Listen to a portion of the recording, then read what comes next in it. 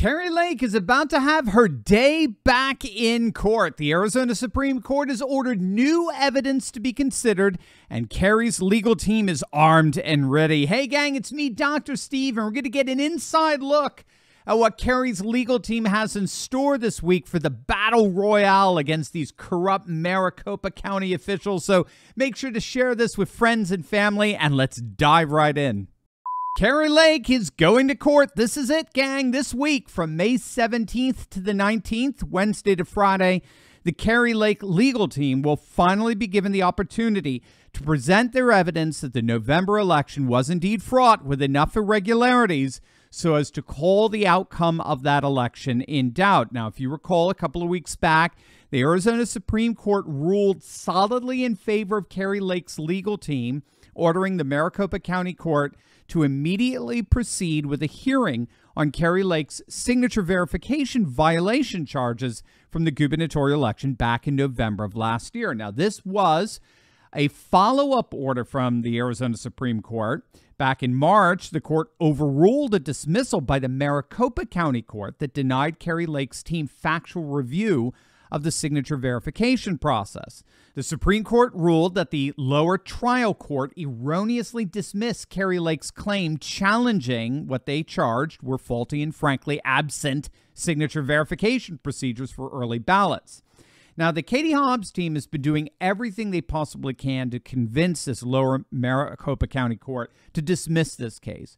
But as of this week, the Maricopa County Court ruled that not only are they going to go ahead with reconsidering signature verification issues, but they're also going to possibly revisit the tabulator issues and printer failures in light of some new evidence that became available after the previous trial. Now, remember, according to Arizona law, Kari doesn't have to actually prove that fraud or maladministration of an election took place. All she has to do is show that there were enough irregularities, mistakes, mishaps, omissions, or other issues that bring the integrity of the election outcome into doubt.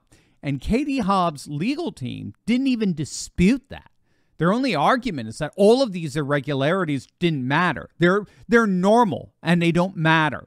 Well, we'll see about that. Now, some of the latest bombshell evidence that's come out since the last trial is an admission from Maricopa County officials that a number of tabulators failed testing before the election. Here's what Kari Lake's teams tweeted out. Quote, Kari Lake's lawyer Kurt Olson told the court that Maricopa County officials admitted that 216 of 446 tabulators failed testing before the election. That's 58% of the tabulators. Maricopa submitted a declaration by Elections Director Scott Jarrett revealing that after the October 11th certification for logic and accuracy, they realized that they didn't configure the vote center tabulators to not accept provincial or early ballots. So they went in, rewrote the memory cards, installed what they said was previously approved election definition software. This totally reconfigured these machines, and Arizona law mandates that whenever something like that is done, the logic and accuracy test must be performed again. It states that both the automatic voting tabulating equipment and the software need to be tested. That voided all 446 tabulators. That, on top of the tabulation test failures and the failures on election day, displays clear misconduct and intent. It also supports our claim that the election was rigged. Kari Lake found the smoking gun. Wow. Here's Kari Lake on the latest. Another thing that is becoming troubling when you read your filings is that there was an account given to the public, given to the court last December by the head of elections in Maricopa County. You've provided some very compelling evidence that that testimony is simply not true. Tell us what you learned and what the difference is between the two testimonies. Well, yeah, Scott Jarrett, he had two different testimonies in our lower court. He said one thing, and then the next day he said the completely opposite when it came to why these machines, why the printers were printing a 19-inch image on that 20-inch ballot rather than 20-inch image.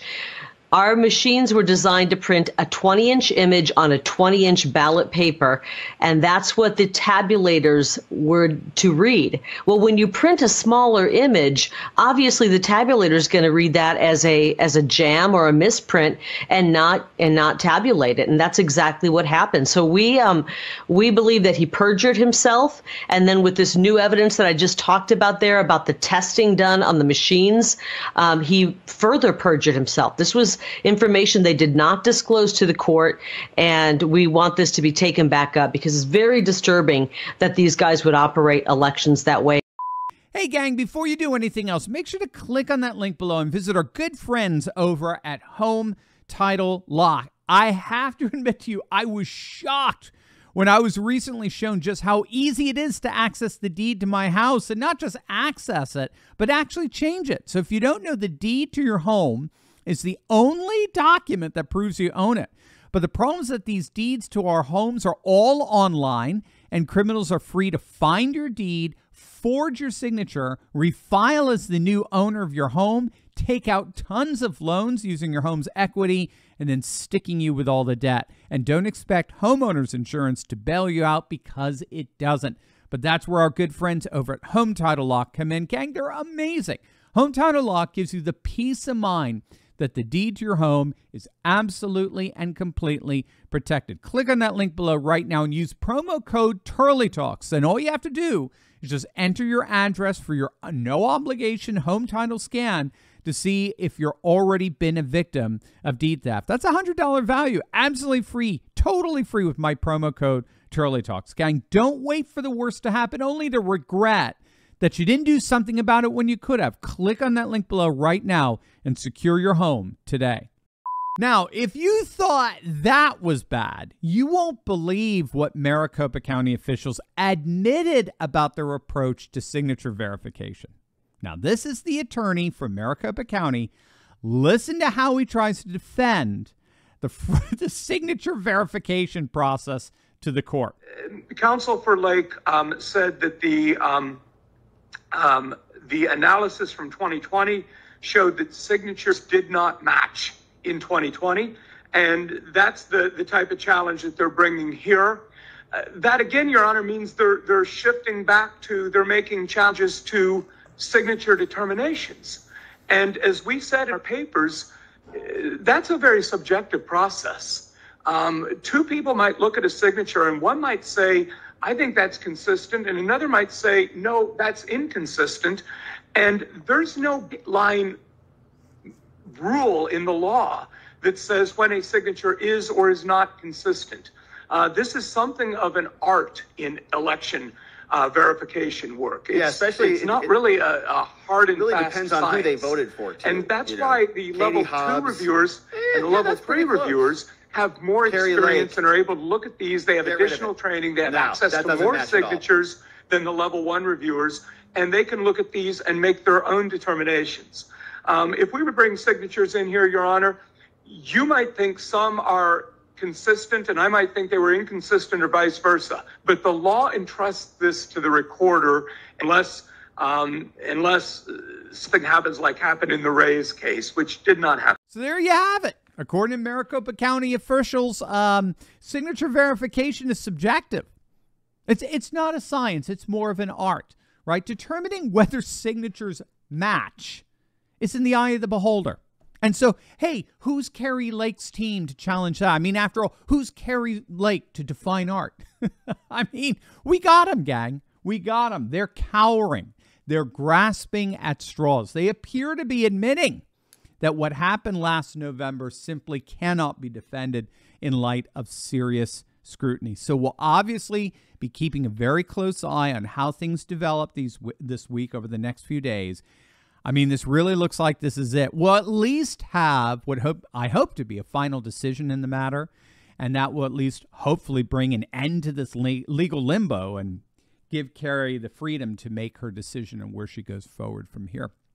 As always, make sure to smack that bell and subscribe button. You'll definitely want to check out my latest video on the Humiliated CNN having to admit the truth about the Russian collusion hoax. You're not going to want to miss that. So make sure to click on the link, and I'll see you over there. God bless.